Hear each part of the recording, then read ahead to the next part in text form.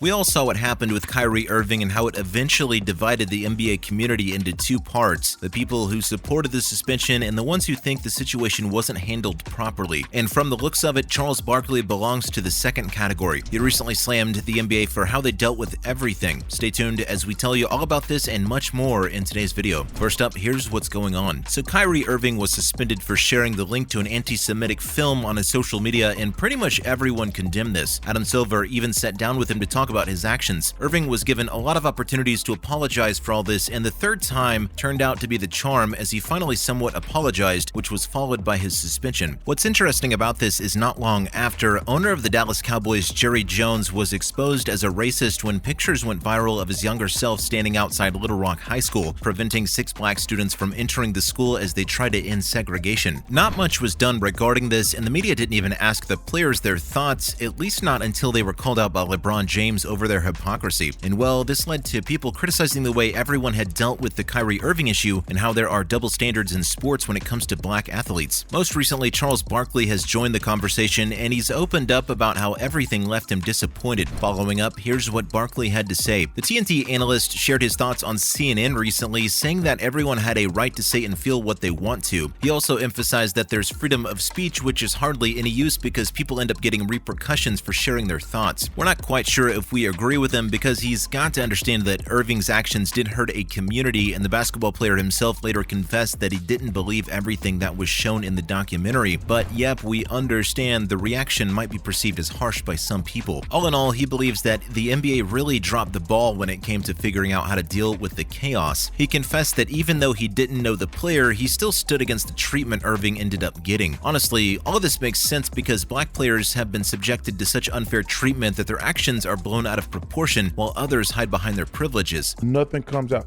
He said he bet $1,500. Right. And that he doesn't have a gambling problem. Hopefully someone from the higher-ups would actually listen to him and try to fix what's wrong with the NBA and how it deals with such actions. Now let's see what he has to say about cancel culture. So Irving is one of the most recent players who's facing the repercussions of the cancel culture that currently runs rampant in society. And well, if YouTube has been keeping up with everything that's been going on, then you'd know that currently there are a lot of debates regarding its utility. Many think that it only causes more problems than it solves. He came up with advice. He says, my life ain't turned out like I wanted to. Give me some advice. I said, yo, man. To be honest, we agree with this sentiment as well. You see, cancel culture won't make someone accept their mistake or hold them accountable for it, or even let them grow. All it will do is take their career away from them, which is very wrong. And we agree that some people are really not worthy of big-time careers, but hey, everyone deserves to be heard. And in Irving's case, the suspension was a step too far. What's more, his deal with Nike also ended following his anti-Semitic post. While discussing this, Chuck said that he wasn't a fan of the term cancel culture. Honestly, at this point, no one is. He also said that he didn't like people being canceled and that if you did anything wrong, then you should be called out for it and held accountable. My man upstairs got me the odds. Who's God?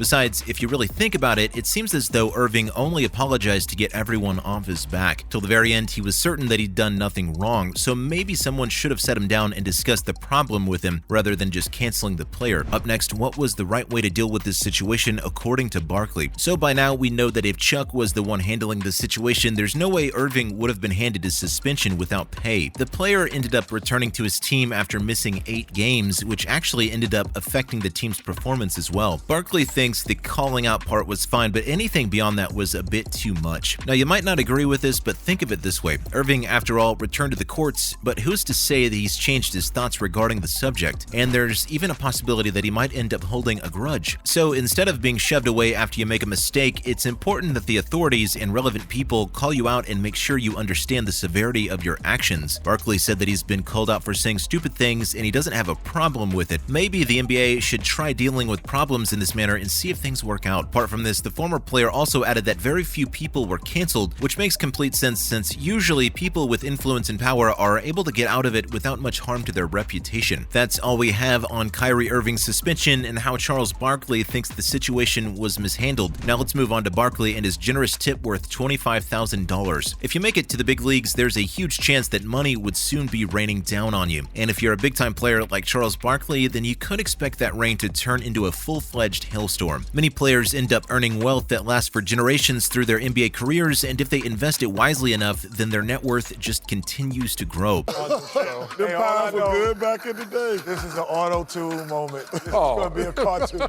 And something like this happened with Charles Barkley as well. Only he then decided to gamble it away, which resulted in many losses, but there was one time he ended up winning $700,000 playing blackjack. Moving on, here's more on gambling and Charles Barkley. So Barkley has a big enough fortune that it isn't close to shrinking, despite the fact that he's lost over $1 million through gambling 10 to 15 times in his life. And prepare to be shocked, this million doesn't even cover the friendly bets he's made over the course of his career. If we factor that in, we're pretty sure that it will lead to a loss of additional thousands of dollars. In 2020, he lost $100,000 after betting that the Portland Trail Blazers would end up making it to the NBA Finals. Well, if we're being honest, that really wasn't a wise move. But hey, not all his gambling expeditions have resulted in losses. On rare occasions, he's won as well, and boy, has he won big, like the $700,000 in winnings we mentioned earlier. Following up, Chuck is a generous tipper. After winning $700,000, Barkley didn't think of taking the entire amount home with him. Instead, he gave away $25,000 in a tip. Now, this sets the gold standard for tipping, and honestly, it's just gonna make all of us look like lousy tippers. Barkley revealed that he's made a habit of leaving generous tips, and his usual amount is at least 20%. This is, of course, dependent on the service he gets. This gonna be probably the most interesting summer in NBA history.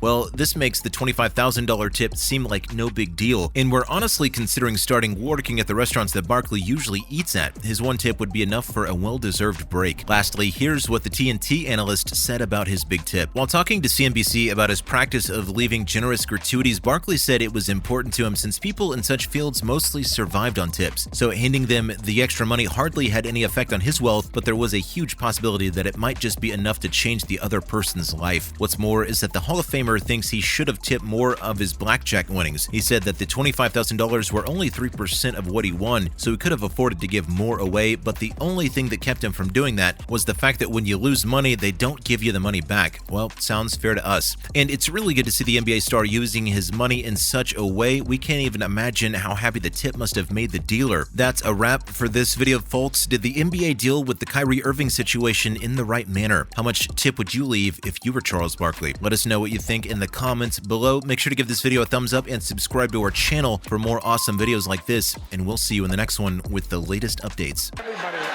come on, my grandmother was here. Okay, I was walking and I didn't see the exit sign. It scraped a chunk of meat out my head. The only guy. No, to win the West, to make it to the NBA Finals. Yes. They are going to win the West. Yes. Be me. But where was he sitting when he did that thing with the clown? No, Ernie, as long as you're nice, you can say stuff. You didn't have the record. You just don't got have the record. Hey, let's be clear. James Harden. So the Lakers, as long as the Lakers play small ball, they're gonna win.